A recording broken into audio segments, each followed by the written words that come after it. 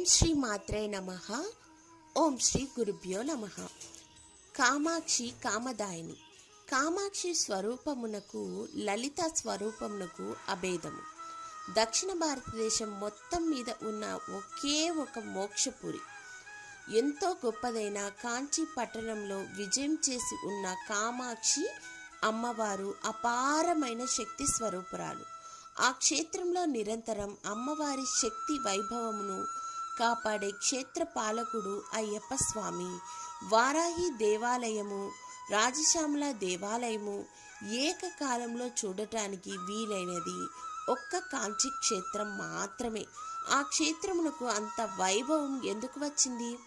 దేశపటము అంతటిని ఒక అమ్మవారిగా భావిస్తే అమ్మవారి నాభిస్థానం ఉన్న ప్రదేశం కంచి క్షేత్రమే. అక్కడ పూజా విధానమును ఏర్పాటు చేసినది దుర్వాస మహర్షి. అమ్మవారి దేవాలయంలో ఉన్న 24 స్తంభముల మండపములను గాయత్రి మండపములని పిలుస్తారు. ఎవరు ఏ కోరిక కోరుకున్నా తీర్చకపోవడం అంటూ ఉండదు. ఆవిడ పేరే కామాక్షి.